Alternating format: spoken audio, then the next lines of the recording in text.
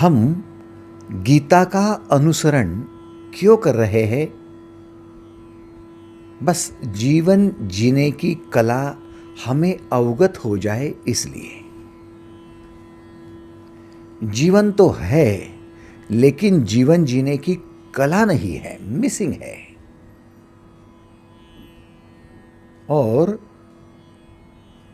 इस कला को समझने के लिए पहले तो जीवन को समझना आवश्यक है। जीवन वर्तमान में आपके सामने अभी उपस्थित होता है।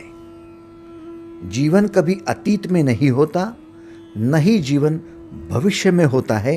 जीवन हमेशा, हर क्षण, हर पल वर्तमान में ही होता है। इसका मतलब वर्तमान में जियो तो जीवन जियो, अर्थात वर्तमान में जियो तो ही जीवन का दर्शन कर पाओ। अब वर्तमान में क्या होता है? वर्तमान में होता है कर्म। वर्तमान में कर्म होता है। आप भविष्य के विचार भले ही कर सकते हो, भविष्य की कल्पनाएं भी कर सकते हो, अतीत के विचार कर सकते हो, जो बातें बीत गई उनका भी विचार कर सकते हो, उसका चिंतन भी कर सकते हो, भविष्य के स्वप्न देख सकते हो, लेकिन कर्म केवल वर्तमान में ही कर सकते हो।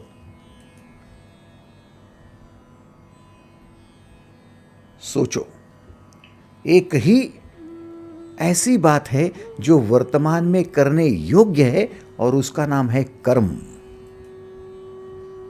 प्रत्यक्ष रूप से कर्म करना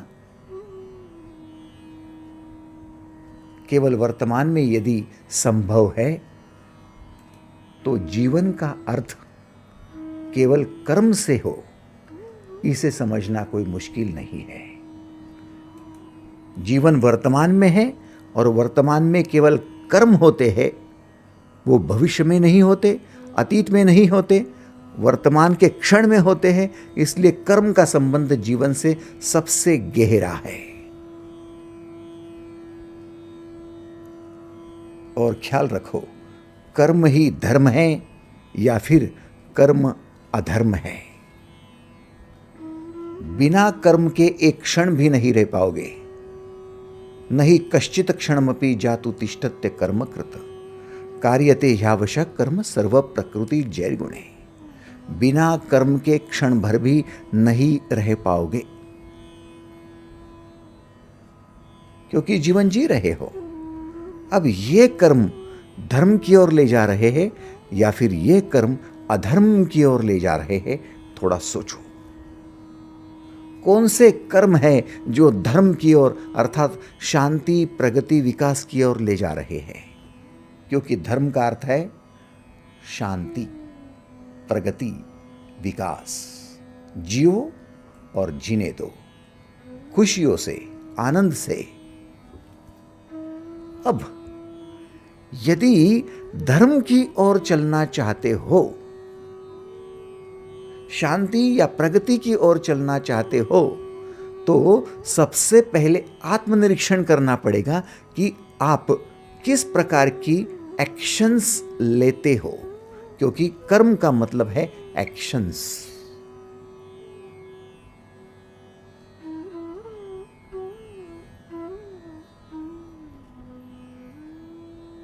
दो शब्द देखो, एक है कार्य, दूसरा है कर्म। एक है वर्क, दूसरा है एक्शन। आपका जो वर्क होता है, आपका जो कार्य होता है, वो कई एक्शंस का एक समुदाय होता है। आप अभी बैठे हो, मेरी बातें सुन रहे हो, समझ रहे हो, लिख भी रहे हो। ये सारी जो विविध प्रकार की एक्शंस कर रहे हो, सुनने की, समझने की, देखने की, लिखने की, ये सारी एक्शन मिलकर एक कार्य हो रहा है, वर्क हो रहा है। क्या वर्क हो रहा है? गीता का ज्ञान पाने का वर्क हो रहा है। लेकिन उस वर्क में, उस कार्य में कई प्रकार की एक्शंस निहित है। एग्रीड? इसका मतलब कई एक्शंस को मिलकर कार्य होता है, अर्थात कई कर्मों को मिलकर कार्य होता है। आपके कर्म माने आपकी एक्शंस। अब आपके कर्म कैसे हैं? क्या आपकी कर्मों में श्रद्धा है? क्या आपकी कर्मों में तप है? क्या आपकी कर्म में यज्ञ है? क्या आपकी कर्म में दान है? क्या है आपके कर्म में? यदि आपकी एक्शंस में ये महत्वपूर्ण बातें नहीं है तो फिर आपके कर्म आपको उचित कार्य नहीं दिलवा सकते।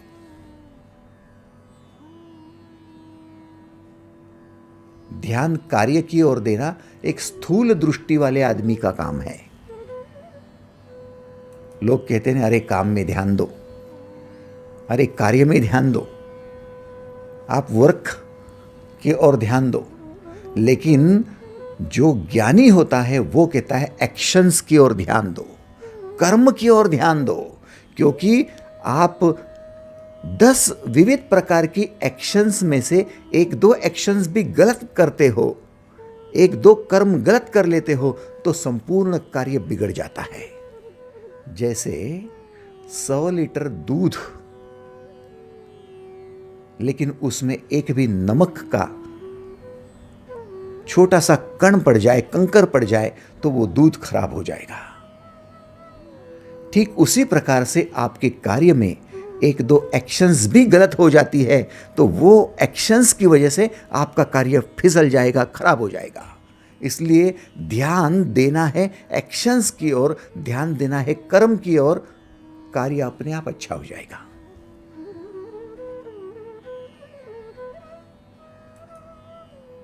अब आपके जो कर्म है वे कर्म तप कर्म होने चाहिए, ऐसा भगवान श्री कृष्ण का कहना है कि आप अपने शरीर को तपस्वी बनाओ। नंबर 1,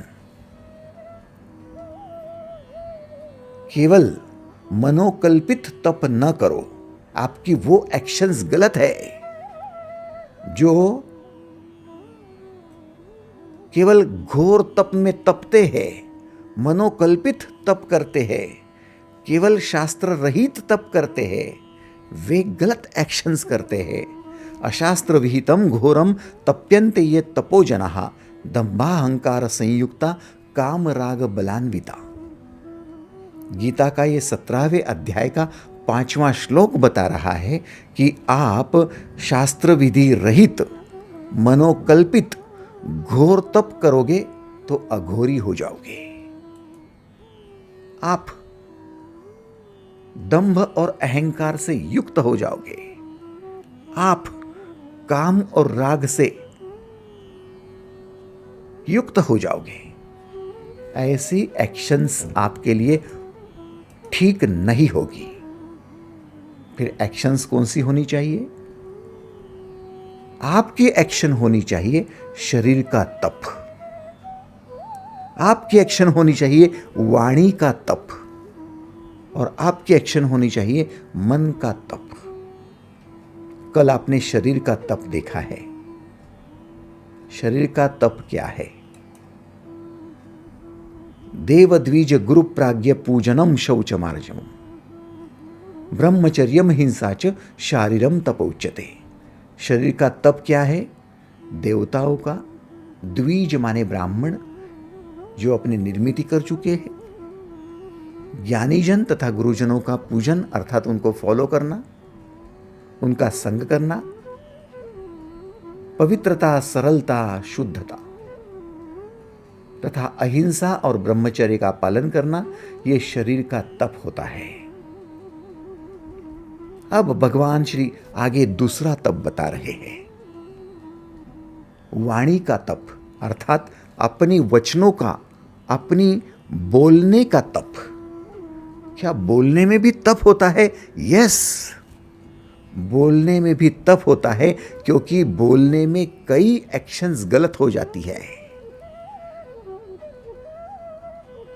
और जब आपको बोलना ही सही नहीं आता, आपकी वाणी में ही फॉल्ट है, आपकी भाषा में ही शुद्धि नहीं है, आपकी वचनों में गलतियां है, तो फिर आपका कार्य सफल नहीं होगा।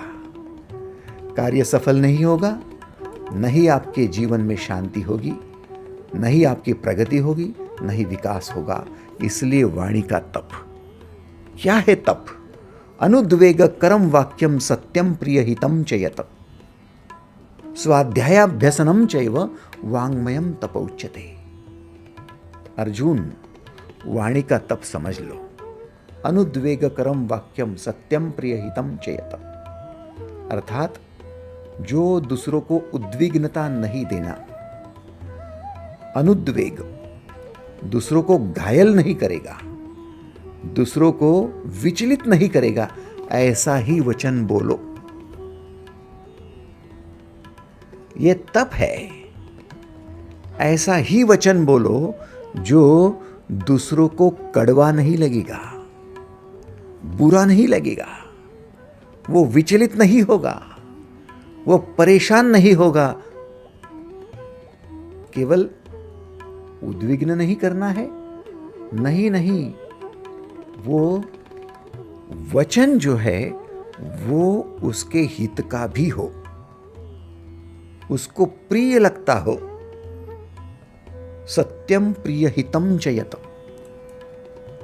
सत्य भी हो, उसको प्रिय भी लगता हो और उसके हित का भी हो। तीनों महत्वपूर्ण बातें हैं। या तो हम सत्य बोलेंगे तो इधर कहते सत्य कड़वा होता है, आपको वो प्रिय लगे ना लगे, हम सत्य बोलते जाएंगे।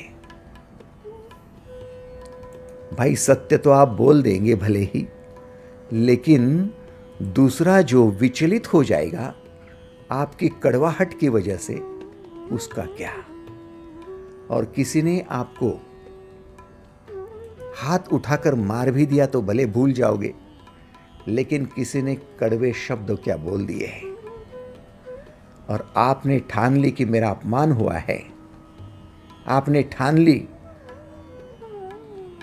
कि मुझे आहत किया गया है, तो आप वे शब्द कभी नहीं बोलते। केवल शब्दों का जाल होता है और व्यक्ति जीवन भर बदले की आग में झुलसता रहता है। दुर्योधन को कह क्या दिया द्रौपदी ने? अंधे का पुत्र अंधा। थे तो शब्द ही। दुर्योधन की जितनी शारीरिक क्षमता थी उतनी द्रौपदी की थी भी नहीं। दुर्योधन के सामने द्रौपदी की शारीरिक क्षमता थी क्या, लेकिन वाणी की क्षमता देखो। जब कहती है अंधे का पुत्र अंधा, पहले तो दुर्योधन फिसल क्या गया। फर्श समझकर पानी पर चल रहा था और फिसल क्या गया। वो फिसल तो गया, लेकिन उसके लिए हितकारी क्या है, प्रिय क्या है, सत्य क्या है, वो वचन बोलने की अपेक्षा उसकी उद्विग्नता बढ़ाने वाला कड़वा वचन बोलने लगी, अंधे का पुत्र अंधा। अब किसी को पूछ लिया या फिर द्रौपदी को भी पूछ लिया कि भाई अंधे का पुत्र अंधा क्यों कह रही हो, वो कहेंगी वो तो सत्य है ना, उसके पिता अंधे ही है ना, और इसको दिखता नहीं क्या, पानी है या जमीन है, चल रहा है, तो अंधा ही कहूँ ना। भाई साहब, आपके वचनों के साथ आपके पास जस्टिफिकेशंस होते हैं। हर बात का स्पष्टीकरण दे सकते हो आप, क्योंकि आप तार्किक होते हो। काफी समय से आप अपने कड़वे वचनों से बाज नहीं आते, बोलते ही रहते हो और हर बात का स्पष्टीकरण भी देते हो। क्या कभी सोचा है कि स्पष्टीकरण से काम नहीं चलता? डॉक्टर एपीजे अब्दुल कलाम कहते थे, आप जीवन में कभी भी जस्टिफिकेशन नहीं देना, क्योंकि आप जिसको स्पष्टीकरण दे रहे हो उसका विश्वास ही यदि आप पर नहीं है तो जस्टिफिकेशन देकर लाभ क्या है? वो मानने वाला नहीं है। और यदि सामने वाले का विश्वास आप पर पूरा पूरा है तो फिर आपको जस्टिफिकेशन की जरूरत ही क्या है? आपने कह दिया, वचन सत्य हो गया। आप समझ रहे हो? स्पष्टीकरण एक मूर्खता की बात है। स्पष्टीकरण मूर्खता है। फिर सत्य क्या है? सत्य आपकी भीतरी अवस्था बताती है। मैं आपको 4 बातों का आत्मनिरीक्षण करने के लिए यहां पर कहना चाहूंगा। 4 बातों का निरीक्षण करने की खुद को आप आदत डाल दो। पहला निरीक्षण क्या करना है? Reaction to situation. आपके साथ जो कुछ सिचुएशन होती है, आपके साथ जो कुछ घटनाएं घटती है, उसको आप रिएक्ट कैसे करते हो? रिएक्शन। एक्शन देखो, आ गया ना कर्म।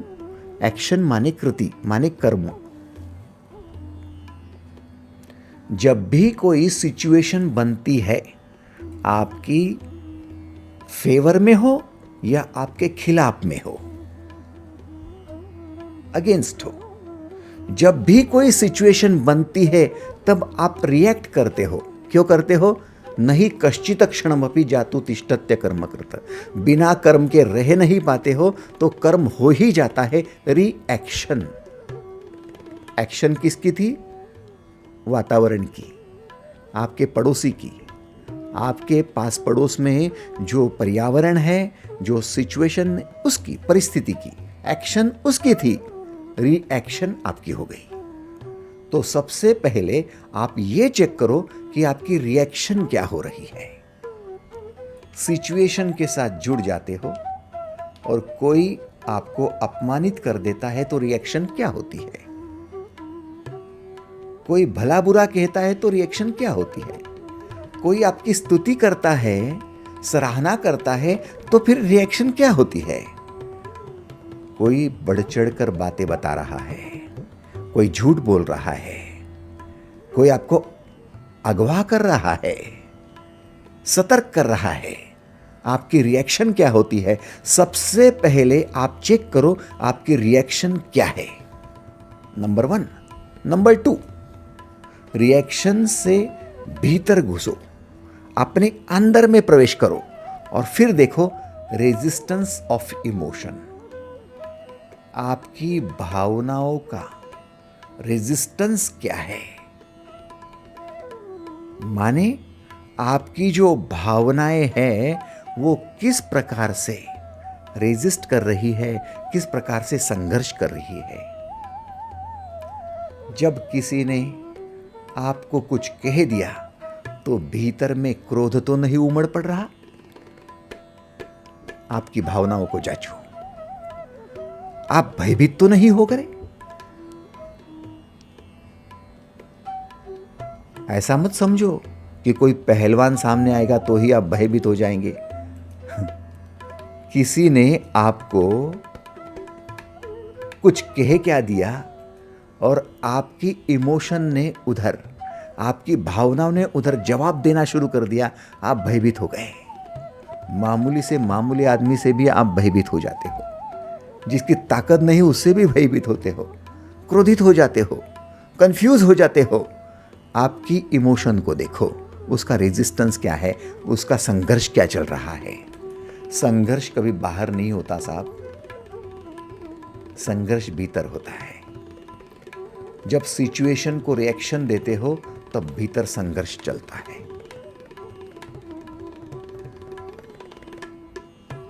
पति कहता है तेरे लिए जान दे दूंगा, तो रिएक्शन पत्नी की बदल जाती है।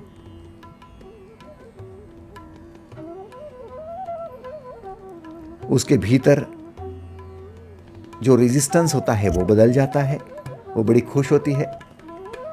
उधर कहता है पति, तेरी जान ले लूंगा, दे दूंगा की जगह ले लूंगा, शब्द ही है, अभी ना दिया है ना लिया है। जब कह रहा था कि मैं तेरे लिए जान दे दूंगा, तब जान दी भी नहीं है। रिएक्शन बदल गई है, रेजिस्टेंस बदल गया है।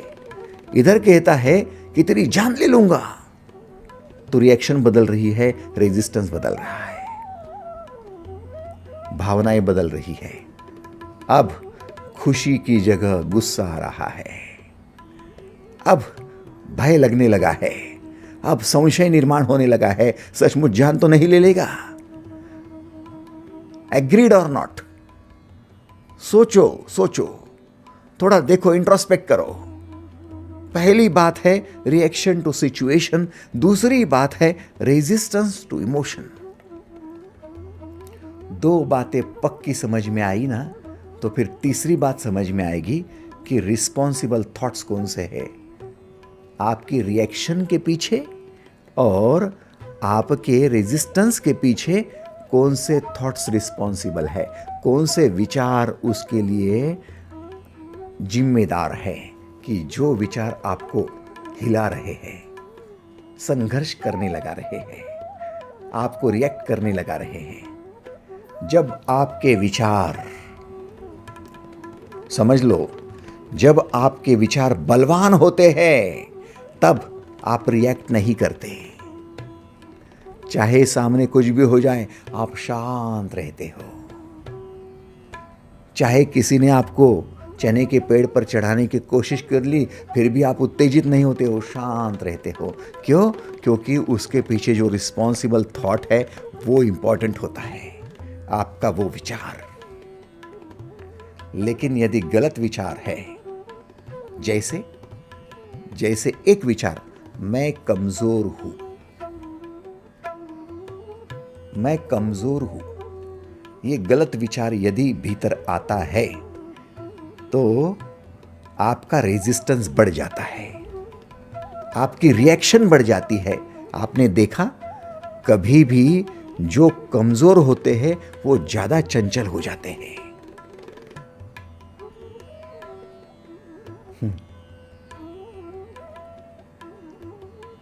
जब जहाज में पानी घुसने लगता है तो सबसे पहले उस जहाज से बाहर कूदने वाले चूहे होते हैं।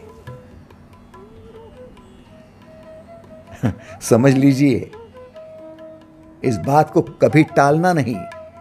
मैं कमजोर हूं, ये विचार ही आपकी भावनाओं को विचलित कर देता है, आपकी रिएक्शन और आपका रेजिस्टेंस बढ़ता है। मैं कमजोर हूं इस विचार के कारण, और मैं कमजोर हूं ये विचार आते ही रिएक्शन क्या होती है आपकी? अरे भाई, मुझे संभाल लो ना, मुझे थोड़ा संभाल लेना है, मुझे संभाल लेना। क्यों? क्योंकि आपको लगने लगा मैं कमजोर हूं, मैं कमजोर हूं। मैं भी आपके साथ ये शब्द यूज कर सकता था, इस्तेमाल कर सकता था कि भाई गीता बता रहा हूं, गलती हो सकती है, थोड़ा कमजोर हूं, थोड़ा संभाल लेना है, शब्द गलत हो सकते हैं। नहीं, मैं नहीं बोलूंगा। क्यों? क्योंकि मैं कमजोर हूं ये भावना ही नहीं है। आप समझ रहे हो? अपनी रिएक्शन और अपना रेजिस्टेंस टू इमोशंस, ये सब कुछ डिपेंड करता है आपके रिस्पॉन्सिबल थॉट पर कि आपका वो विचार क्या है जो विचार आपको परेशान कर रहा है या स्थिर कर रहा है।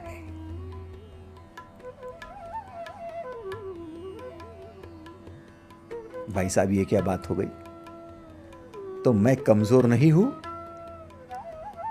नहीं, आप कमजोर नहीं हो। फिर आप कौन हो? मैं चैलेंजिंग हूं। मैं चैलेंजिंग हूं। ये एक विचार यदि आता है तो मैं चैलेंजिंग हूं, इसका मतलब मैं किसी भी चैलेंज को सामना कर सकता हूं, किसी भी चैलेंज के सामने खड़ा रह सकता हूं। अब अफजल खान सामने क्यों न हो, लेकिन शिवाजी महाराज कहेंगे मैं चैलेंजिंग हूं। यह सत्य वचन है। देखो, अनुद्वेग करम वाक्यम सत्यम प्रिय हितम चयत। सत्य भी बोलो, प्रिय भी बोलो और सभी के हित का भी बोलो। आप यदि कहोगे कि मैं कमजोर नहीं हूं, मैं आपसे भी ज्यादा बलवान हूं, तो सामने वाला आहत हो जाएगा। मैं आपसे ज्यादा बुद्धिमान हूं, मैं क्यों डरने लगूं आपसे। मैं आपसे ज्यादा चतुर हूं, मैं आपसे ज्यादा अमीर हूं, मैं आपसे ज्यादा सुंदर हूं, मैं आपसे ज्यादा जवान हूं। भाई साहब, आप उसको आहत कर रहे हो, लेकिन मैं चैलेंजिंग हूं। वो कहेगा बढ़िया, अब आप मेरे दोस्त बन सकते हो, क्योंकि चैलेंजिंग पर्सन हमेशा हर चैलेंज के लिए खड़ा होता है। एग्रीड और नॉट। सत्य बोलो, हित का बोलो, प्रिय बोलो। ये आपके वाणी का तप होता है। माताजी, आपने आपके बेटे को कह दिया ना, बेटा मैं चैलेंजिंग पर्सन हूं, तो मां कभी कहेंगी नहीं कि बेटा मेरा संभाल कर लेना। अरे मैं हर चैलेंज को स्वीकार करती हूं। आए ना कुछ चैलेंज का मतलब किसी भी समस्या का सामना करने की हिम्मत, साहस, चैलेंज। तो बेटे को गर्व होगा मां पर। किसी सास ने कह दिया कि बहू मैं चैलेंजिंग हूं, किसी भी चैलेंज को स्वीकार करती हूं। अब बहू अपनी सास से आहत नहीं होगी, अपने सास का साथ भी निभाएगी और सास से गलत काम भी नहीं करेगी, क्योंकि चैलेंजिंग पर्सन के लिए लोग आदर भी करते हैं और डर कर भी रहते हैं। वो जो चैलेंजिंग होता है वो हर संघर्ष का सामना करने के लिए खड़ा होता है। वो कभी कहता नहीं मुझे संभाल लो। एग्रीड और नॉट। तो ये तीसरा थॉट आपके भीतर क्या चल रहा है? मैं कमजोर हूं, ये विचार रिस्पॉन्सिबल है, या फिर आप कह रहे हो मैं चैलेंजिंग हूं? ये चौथा क्या है? ये रिप्लेसमेंट ऑफ थॉट। आपने आपके कमजोर होने के विचार को रिप्लेस कर दिया। I am challenging person.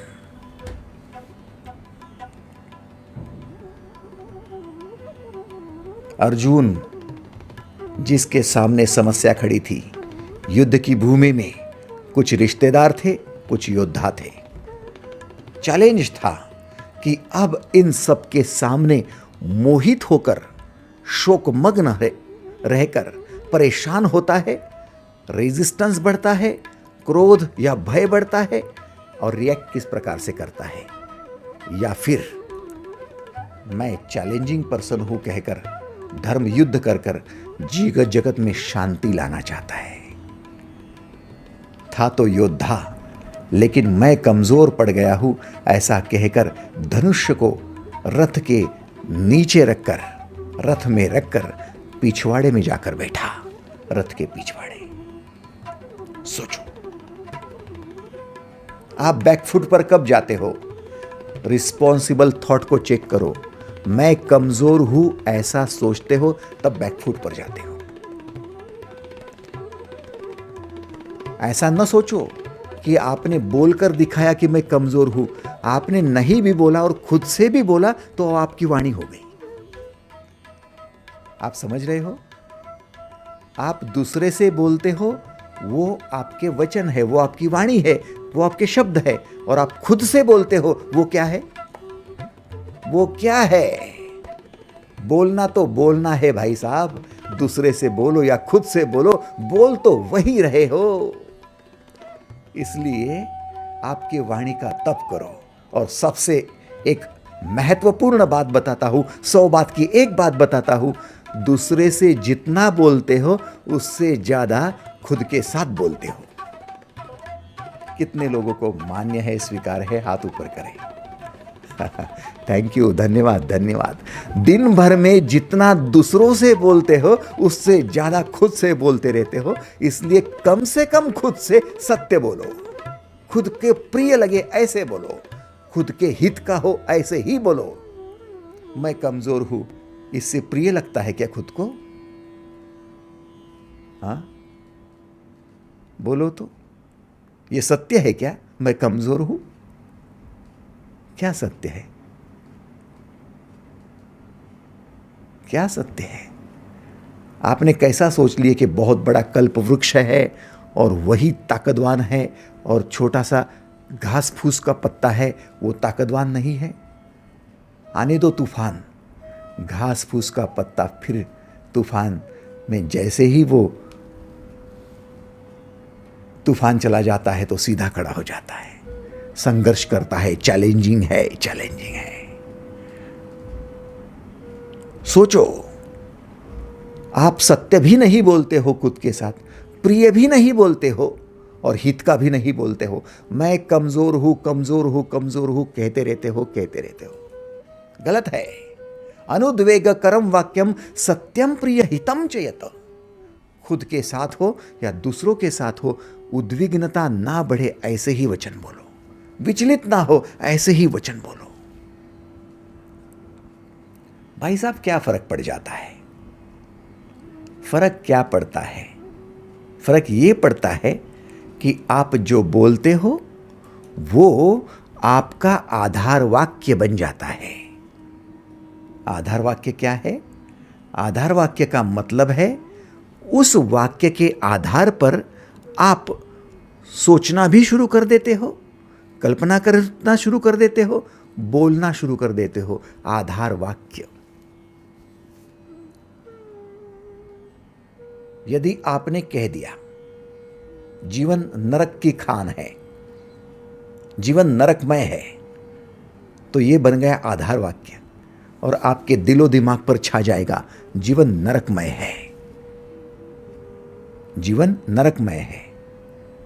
इस वाक्य के चलते आप जो बोलेंगे वो सारी बातें नरक की होगी। कैसा दुख होगा, कैसे परेशानी होगी। जीवन देखो ना कैसे होता है, बच्चे कैसे दिन दिखाते हैं। देखो जीवन साथी कहाँ साथ देता है, नाम का जीवन साथी है, कोई जीवन में साथ नहीं देता, अकेला पढ़ना पड़ता है और कुछ भी तो होता नहीं है। सब सुख के साथी है, दुख में कोई नहीं होता, सारा जीवन नरकमय है। अरे क्यों जी रहा हूँ, मर क्यों नहीं जाता मैं? ये सारे वाक्य आपके कहाँ से आए? आधार वाक्य से आए। जीवन नरकमय है, इस वाक्य को सुबह सुबह रट क्या लिया और भीतर से वही विचार शुरू हो गए। एग्रीड और नॉट?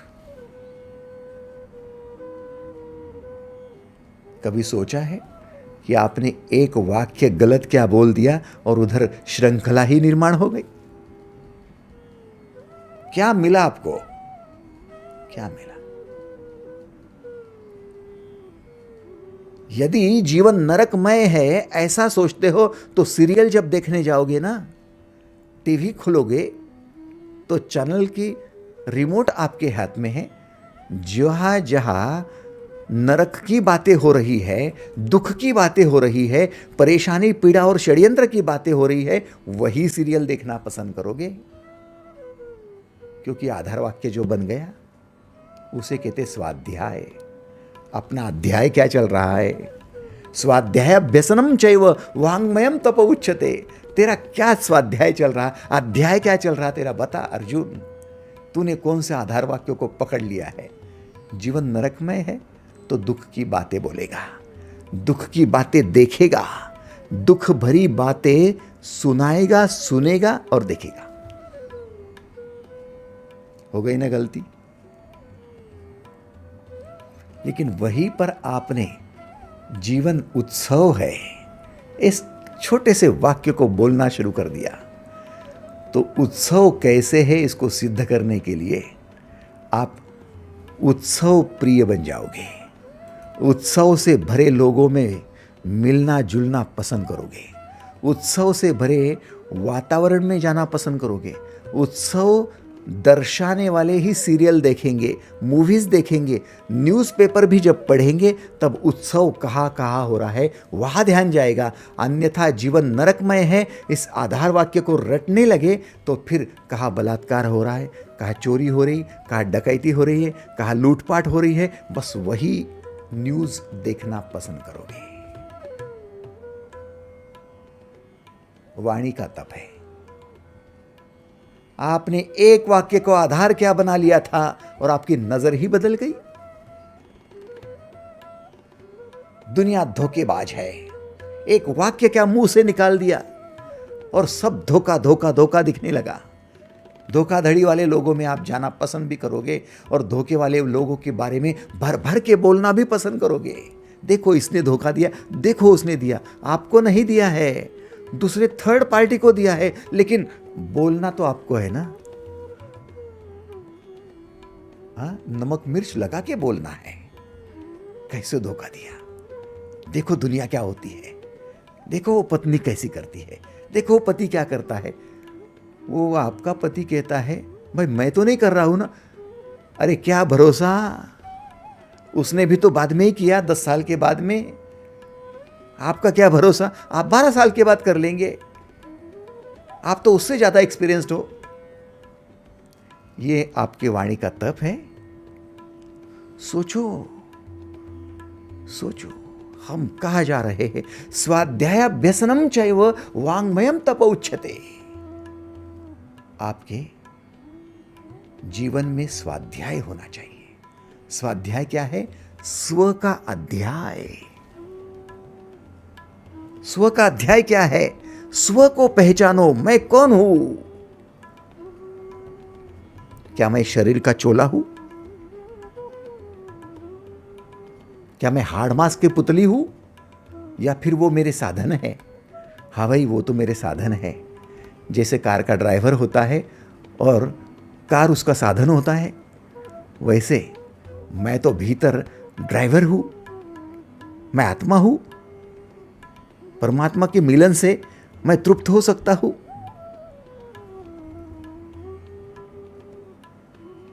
यदि आप खुद को ठीक से पहचानोगे तब आपको आत्मदर्शन होगा, आत्म साक्षात्कार होगा, परमात्मा का साक्षात्कार होगा। लेकिन सबसे पहले स्व का अर्थ तो जान लो। स्व कौन है? स्व शरीर है, स्व हाड़ है, स्व मांस है, या फिर स्व आत्मा है? कौन है वो स्व? उसको जानने के लिए सबसे पहले स्वाध्याय की तैयारी करो। स्वाध्यायाभ्यसनम चैव वाङ्मयम तप उच्यते। अर्जुन, सबसे पहले तैयारी करो।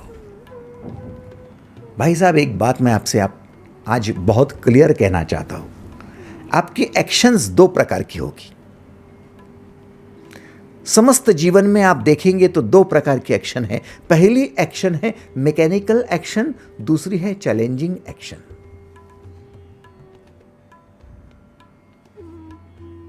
मैकेनिकल एक्शन क्या है? मैकेनिकल एक्शन यांत्रिक कर्म और चैलेंजिंग एक्शन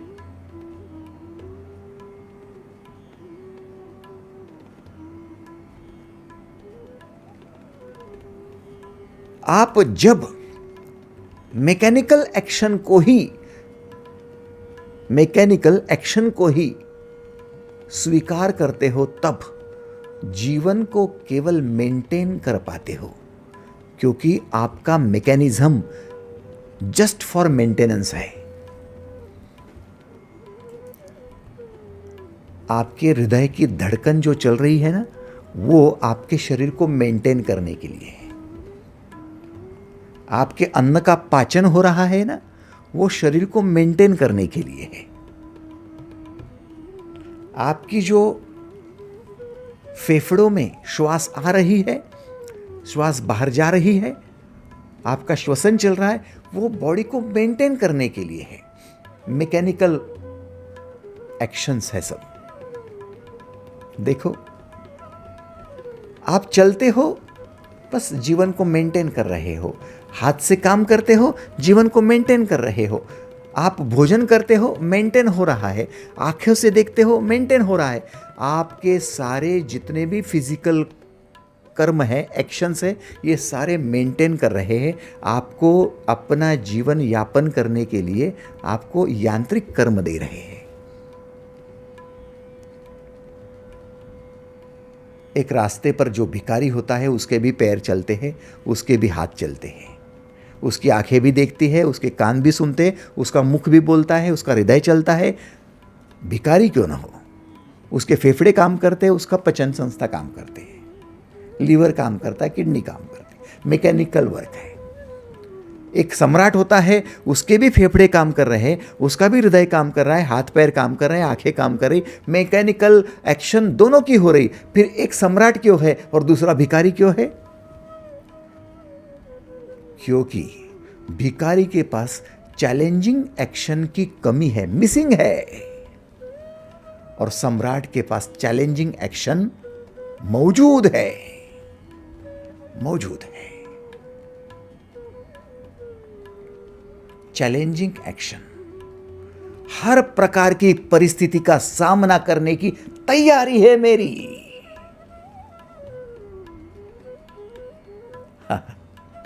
बाहुबली किसे कहते हैं? बाहुबली, जय माहेशमती, ये कहने वाला बाहुबली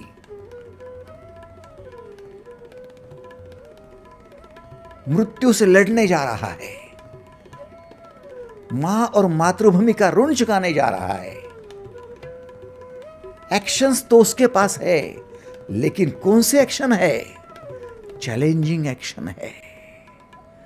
शत्रु को देखकर भयभीत नहीं होना, डरना नहीं, रिएक्शन देखो, रेजिस्टेंस देखो, रिस्पॉन्सिबल थॉट देखो, आई एम चैलेंजिंग पर्सन, ये आधार वाक्य देखो, और फिर बाहुबली। ये मूवी इतनी हिट क्यों हो रही है? इतनी हिट क्यों? आपको ये मूवी अच्छी क्यों लगती है? क्योंकि आपके पास यदि चैलेंजिंग एक्शन मिसिंग है, तो फिर वो आप उभर कर लाना चाहते हो चैलेंजिंग एक्शन। इसे कहते कर्म।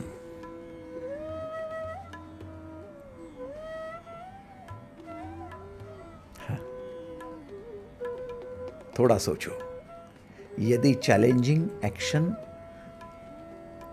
तो फिर केवल जीवन मेंटेनेंस में नहीं जाएगा, जीवन समृद्ध हो जाएगा, जीवन परिपूर्ण हो जाएगा। इसीलिए इस विश्व में जो लोग केवल मैकेनिकल लाइफ जीते हैं, मैकेनिकल एक्शन करते हैं, बस सुबह हो गई तो हाथ पैर चलने लगे। अरे कीड़े मकोड़े के भी चलते हैं।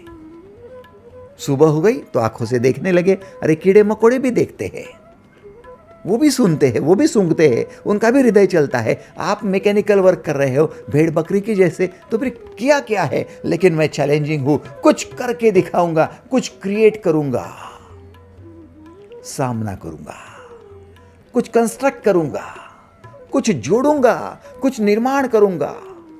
चैलेंज है, चाहे सिचुएशन कुछ भी हो जाए, मैं करके दिखाऊंगा। इसे कहते हैं स्वाध्यायी व्यक्ति। स्वाध्याय क्या है? स्व का अध्याय रचो।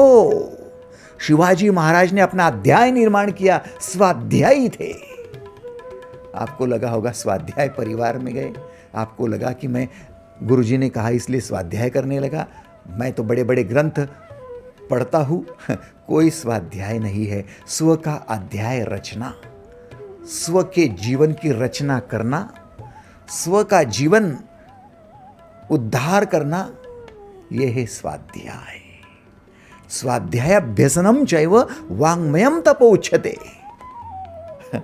अर्जुन,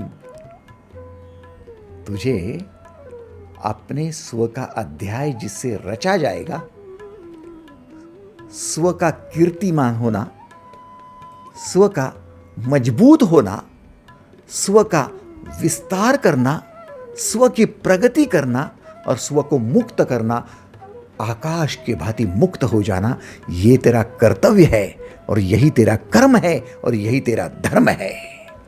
ये विचार तब आएगा जब ऐसा बोलना शुरू कर दोगे, मैं स्वाध्यायी हूं, स्व का अध्याय निर्माण करने जा रहा हूं, मां और मातृभूमि का ऋण चुकाने जा रहा हूं, मैं बाहुबली हूं।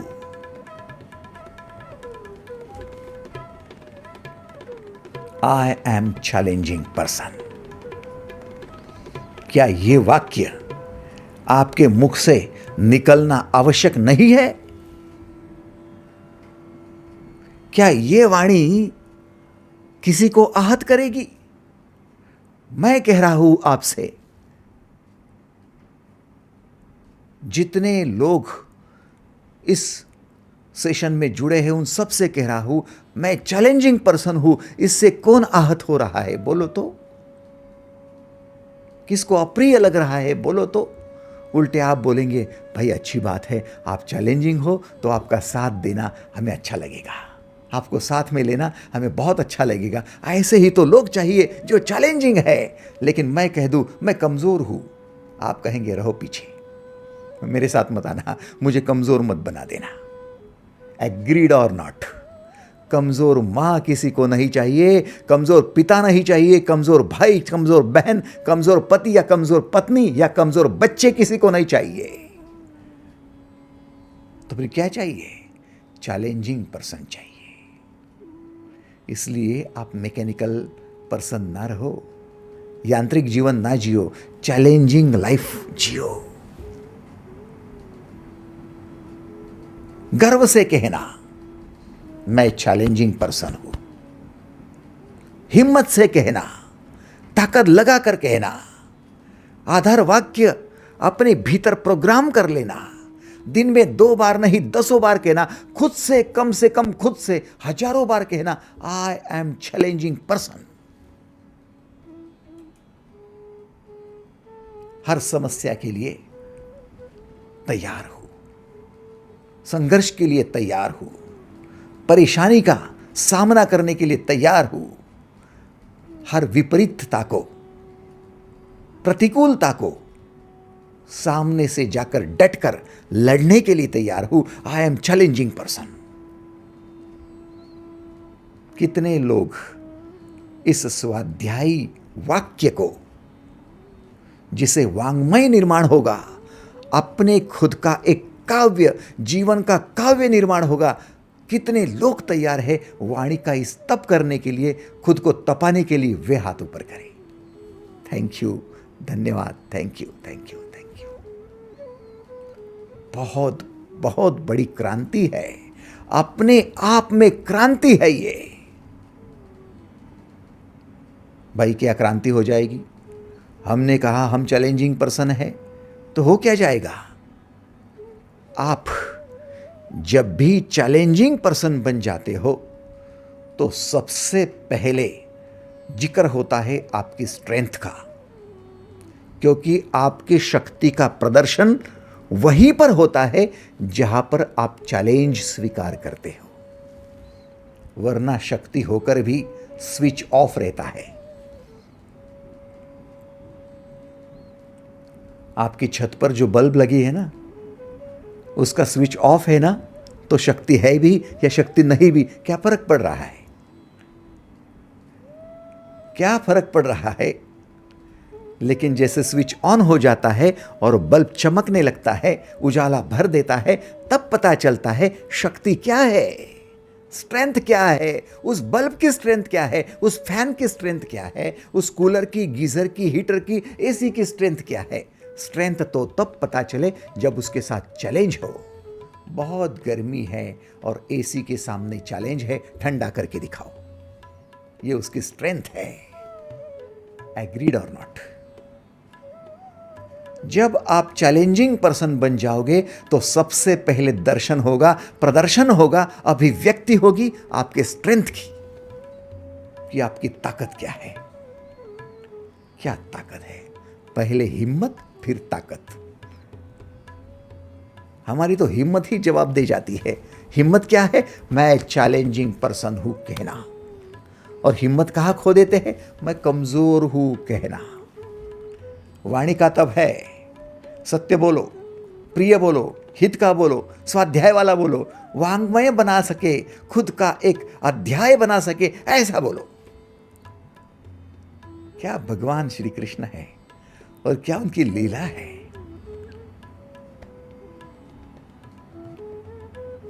स्ट्रेंथ बढ़ेगी। स्ट्रेंथ क्या है? बाह्य तथा आंतरिक संघर्ष कम करते जाना स्ट्रेंथ है। बाह्य तथा आंतरिक संघर्ष कम करते जाना स्ट्रेंथ है।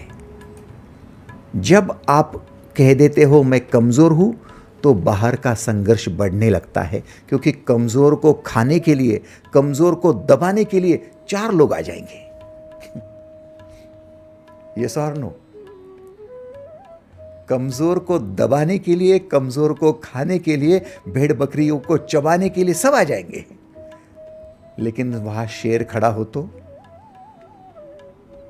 कौन आएगा?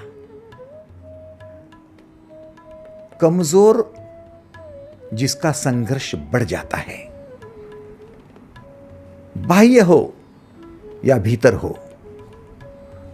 थोड़ा सोचो, आपके भीतर का संघर्ष है और क्रोधित हो रहे हो, भयभीत हो रहे हो, परेशान हो रहे हो, कंफ्यूज हो रहे हो। जितना संघर्ष चल रहा है भीतर, बोलूं या ना बोलूं, क्या लगेगा? उसके मन को क्या लगेगा? वो क्या कहेगा? संबंध कैसे होंगे? अरे 10 बातों की आपके भीतर संघर्ष चल रहे हैं। बाहर संघर्ष, भीतर संघर्ष, और संघर्ष के चलते चलते आप कुछ भी नहीं कर रहे हो। आपके हाथ है, पैर है, आपके पास फेफड़े हैं, आपके पास हृदय है, सब कुछ तो है, लेकिन आपकी स्ट्रेंथ नहीं है। स्ट्रेंथ क्या है? भीतर का संघर्ष कम करते जाना।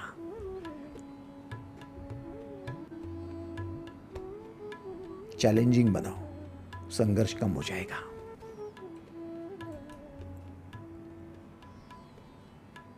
जैसे जैसे आपका संघर्ष भीतर का कम होगा, आपकी स्ट्रेंथ उभर कर आएगी। आपको मालूम है, आपकी मैक्सिमम ऊर्जा आपके कंफ्यूजन मिटाने में ही लग जाती है। बोलूं या ना बोलूं, हाँ, करूं या ना करूं, उसको क्या लगेगा? उसने ऐसा बोला था, फिर उसका बदला लूं या ना लूं, क्या करूं? मुझे तो कुछ सूझ नहीं रहा, मुझे कुछ समझ नहीं रहा, मैं परेशान हूं। चलो जाने दो, इतना ही बस है अपने लिए, समाधानी हूं। अरे तेरे भीतर कंफ्यूजन हो रहा है, समाधान वमाधान कुछ नहीं है। तू अशांत है भीतर से। तू बातें मत बना, तू उल्लू मत बना। तू किसको फंसा रहा है? नहीं नहीं, बस इतना ही हो गया। अर्जुन भी कहता है, बस प्रभु युद्ध को देख लिया ना, रिश्तेदारों को देख लिया ना, बस इतना ही हो गया, रख दे धनुष, चल जंगल में चला जाता हूं, मुझे कुछ नहीं चाहिए प्रभु, कुछ नहीं चाहिए। बातें मत बना। फंसा किसे रहा है? सोचो ना, आपकी ताकत कहाँ है?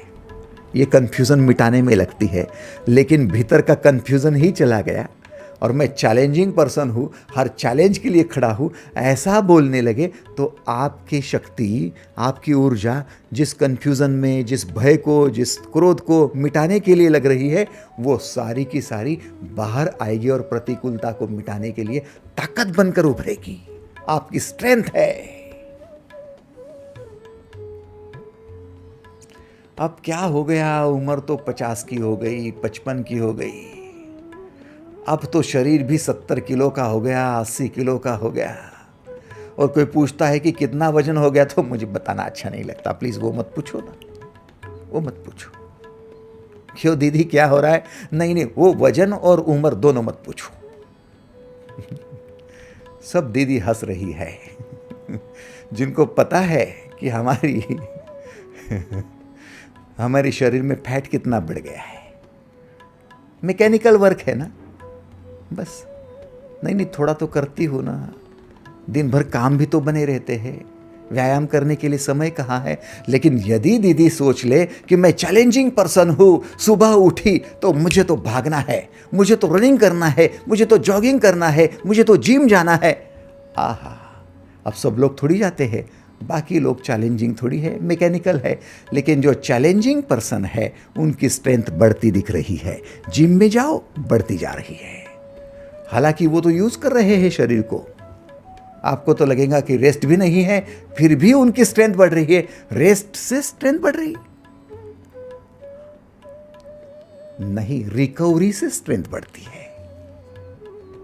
केवल सोते रहना रिकवरी नहीं होती, आलस्य होता है, और व्यायाम करने के बाद में सोना रिकवरी होती है। दोनों में बहुत फर्क है, बहुत फर्क है, बहुत फर्क है। स्ट्रेंथ बढ़ती है कैसे? भीतर का संघर्ष कम करो। और संघर्ष क्या है? Resistance to emotions. बाहर का संघर्ष कम करो कैसे? Reaction to situation. दोनों को कम करो, स्ट्रेंथ बढ़ती जाएगी। पक्का कर लो, मुझे मेरा वेट इतना लाना है, चैलेंज है मेरे लिए। मुझे रिवर्स एजिंग करनी है, 30 साल का था तब जितनी ताकत थी उतनी ताकत आज भी होनी चाहिए, चैलेंज है मेरे लिए। कर सकते हो। ग्रेजुएशन किया था तभी पढ़ाई कर रहा था, आज 50 साल का हूं, इसमें ये तो पढ़ाई करनी ही है। संगीत में आज मुझे विशारद करना है, चैलेंज है मेरे लिए। कर लोगे। किसने कहा कि रिटायरमेंट के बाद में काम नहीं है?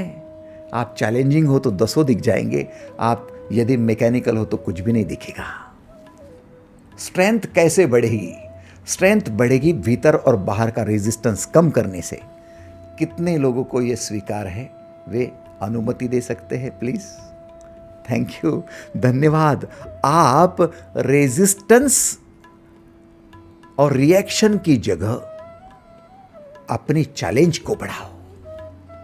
हर जगह चैलेंजिंग हो जाओ, स्ट्रेंथ बढ़ेगी। और भाई साहब, स्ट्रेंथ बढ़ेगी तो क्या होगा? स्ट्रेंथ बढ़ेगी तो एक बोनस मिलेगा जिसका नाम है स्टैमिना। स्ट्रेंथ के साथ आती है स्टैमिना। स्टैमिना क्या है? दीर्घ समय तक संघर्ष कर पाने की क्षमता, दीर्घ समय तक चैलेंजिंग रह पाने की क्षमता। आपकी क्षमता विकसित होगी। आप अभी 5 कदम चलते हो तो हाफने लगते हो, 5 सीढ़ियां चलते हो तो हाफने लगते हो, 5 मंजिल भागते भागते चढ़ जाओगे फिर भी फर्क नहीं पड़ेगा, स्टैमिना बढ़ गया है। 10 घंटे काम करेंगे फिर भी थकान नहीं आएगी, स्टैमिना बढ़ गया है। कुछ लोग चैलेंजिंग है, अमिताभ बच्चन जैसे 16 घंटे काम करते हैं, चैलेंजिंग है। मोदी जी जैसे चैलेंजिंग है। ये लोग कर रहे हैं। उनकी उम्र जवाब नहीं दे रही, उनकी हड्डियां जवाब नहीं दे रही, उनकी मसल्स जवाब नहीं दे रही है, क्योंकि वो मैकेनिकल नहीं है, वो चैलेंजिंग है।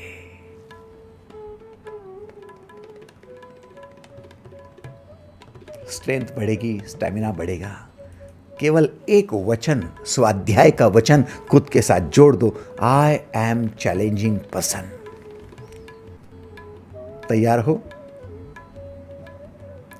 यदि तैयार हो तो एक मंत्र आज से पक्का, आई एम चैलेंजिंग पर्सन। बस। कोई किसी को अपमानित नहीं कर रहे हैं, इससे कोई आहत नहीं कर रहे हैं। इससे तो हम अपनी पहचान बना रहे हैं कि हम अपना अस्तित्व प्रभु के साथ जोड़ने जा रहे हैं, आत्मा का परमात्मा के साथ मिलन कराने जा रहे हैं। हमारे लिए चैलेंज है। मीराबाई के लिए चैलेंज था विष का प्याला पीने का और उसे पचाने का, हजम करने का चैलेंज। किसी को गालियां नहीं दी कि कोई मुझे विष पिला रहा है, किसी ने मुझे परेशान किया है, नहीं। बुद्ध ने किसी को गालियां नहीं दी है, बुद्ध ने किसी को कोसा नहीं है, कंप्लेंट नहीं की है, संघर्ष नहीं, भीतर संघर्ष नहीं, बाहर रिएक्शन नहीं, शांत है बुद्ध। क्यों? क्योंकि तप हो रहा है। क्या तप है? मैं चैलेंजिंग पर्सन हूं, हर चैलेंज के लिए तैयार हूं। देखो, किसी भी परमात्ममयी व्यक्ति को देखो, आध्यात्मिक व्यक्ति को देखो, किसी भी सफलता की सीढ़ियां चढ़ने वाले व्यक्ति को देखो, वे लोग एक ही विशेष बात का बार बार अपने साथ बोलबाला करते हैं, और वो है आई एम चैलेंजिंग पर्सन। ये वचन सत्य वचन है, प्रिय वचन है, हित का वचन है, स्वाध्याय का वचन है। ये एक ही वचन परमात्मा का वचन है। I am challenging person. इस मंत्र को जपते जाओ। जपात सिद्धि न संशय। जितना जप करोगे उतनी स्ट्रेंथ बढ़ेगी, जितना जप करोगे उतना स्टैमिना बढ़ेगा। आए हुए हर चैलेंज को, बीमारी है चैलेंज ले लो, गरीबी है चैलेंजिंग बन जाओ, अनपढ़ हो चैलेंजिंग बन जाओ, किसी कला में कमी है चैलेंजिंग बन जाओ, रिश्ते में कमी है चैलेंजिंग बन जाओ। हर जगह चैलेंज। बोले हम झगड़ा करते हैं ना, चैलेंजिंग है। नहीं, आप कमजोर हो। कमजोर लोग झगड़े करते हैं क्योंकि वो उनकी रिएक्शन होती है, उनका वो रेजिस्टेंस होता है, उनका वो क्रोध होता है। चैलेंज तो आपकी स्ट्रेंथ बढ़ाता है, स्टैमिना बढ़ाता है, क्रोध नहीं बढ़ाता। कमजोरी क्रोध बढ़ाती है। स्वीकार है? यदि है तो क्या मंत्र लेंगे आप? आई एम चैलेंजिंग पर्सन, है ना? यदि चैलेंजिंग हो तो अपने नाम के सामने पद्मश्री लगाने से भी ज्यादा अच्छा होगा, पद्म भूषण, पद्म विभूषण लगाने से भी अच्छा होगा, भारत रत्न लगाने से भी अच्छा होगा, बहुत अच्छा होगा। Challenging Madhuri, challenging Aruna, challenging Datta, challenging Bhavna, ये सब चैलेंजिंग आप अपने नाम के साथ लगा लो। Challenging Diwakar, challenging Dinkar. क्या होगा? आप आत्मा का परमात्मा के साथ मिलन करने के लिए तप करना शुरू कर दोगे। वाणी का तप है। आज के लिए बस इतना ही। धन्यवाद।